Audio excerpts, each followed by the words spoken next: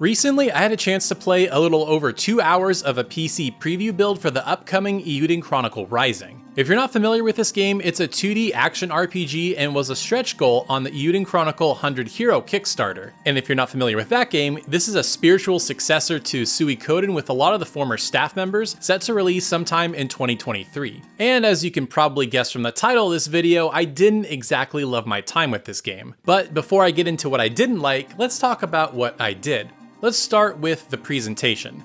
I feel like the game looks fantastic. The environments, the backgrounds, the parallax scrolling, it all looks really great. I even like the character models with the 2D sprite look, although I have to say I'm not a fan of their animation style. It kind of has that cheap puppet look where they kind of animate from their hinges or their limbs and stuff. To me, it just doesn't look great. I will say that the music is absolutely amazing. There's a lot of great variety in instruments and styles and complexity. Whether you're just walking around the town, exploring the forest or other areas, it's really fantastic. It kind of gave me great PS1 JRPG vibes, and that's a pretty good thing. Also, the game loop for this game really hooked me. Essentially, when you come into town, you're trying to get your explorer's license, and you need to do side quests to collect stamps in order to get this license. And to do that, you'll need to go around town and help people. Basically, you'll need to go to nearby areas to get supplies like wood and stone and stuff like that to repair their buildings. And as you rebuild these shops, they open up and it gives you access to, craft food, weapons, armor, and much more. There's also an easy and fast quick travel system, so once you pick one up or once you're done with the quest, it's really easy to go back and forth. There is a story, but it's kind of forgettable in my opinion. You start off the game as this character named JB. She's looking to find treasure, and this town is sort of a hub for adventurers. And that's kind of it for the story. Because there's no voice acting and there wasn't a ton of dialogue, it was hard to get a grasp of what her character is actually like. And then later on you meet this kangaroo character named Garu, and her and Garu have this really cringy dialogue sequence where he's making fun of her because she's a kid, and he's talking to her about being a baby or something. It was like embarrassing to read, so hopefully there's not a ton more of that in the final game. But now let's talk about what I didn't like, and easily the biggest problem for Eiyuden Chronicle Rising, and that is the gameplay.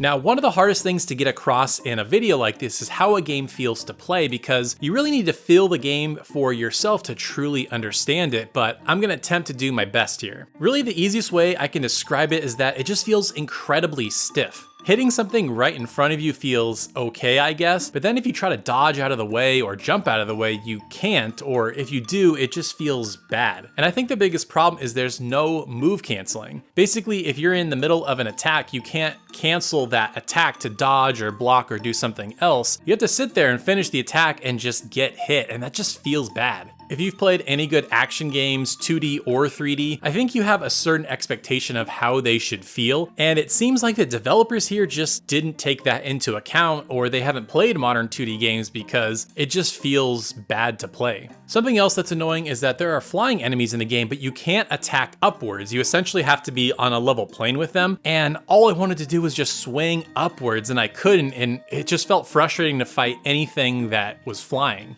Now, once you get Garu in your party, you can block, but to me it was basically useless because, again, you can't move cancel. It's almost impossible to get the timing right because his attacks are so slow, and if you're wanting to block an incoming attack, you can't move cancel, so you're pretty much always gonna get hit. And I wouldn't even call it a block, I would call it more of a parry, because you can't just hold the block like any other action game. It's only up for a few seconds, so I almost never got the block to work. It was just incredibly frustrating to try to use. Now, in the final game, there is going to be a third character named Isha, but unfortunately I didn't get a chance to play as her in my time in this demo. She just wasn't available, but she will be a caster character. Now, the only potential saving grace for this game, and I really mean potential because I don't know, is that when you upgrade your equipment, whether it be your weapon or your armor, it changes your moveset. So for example, when I upgraded my armor for JB, it gave her the ability to double jump. And when I upgraded her weapons, it gave her the ability to do air combos, and her ground combos could extend the attack combo even further. Garu's new weapon said that it could attack upwards, but I couldn't figure out how to do it unless they were talking about this charge attack, but to me that hardly qualifies as attacking upward. In the full game, more upgrades could smooth out the gameplay, but I honestly don't know if they're going to be there or what they're going to feel like. To me, it seems like the developers are trying to add in Metroidvania elements at the expense of fun combat, which is a real shame. From what I could gather, this seems like the first 2 hours of the game, and to me it just left a really bad impression. If I were the developers, I would honestly delay this game. Right now it's set for a spring 2022 release, and by the time this video comes out, that could be as soon as next week or a few months from now. And if the game did get released then, and they didn't update the combat at all, I feel like it's going to get destroyed in reviews. Most of your time in this game is going to be spent in combat, and if it feels as bad as it does now in the final version, it's just going to be unacceptable to a lot of people.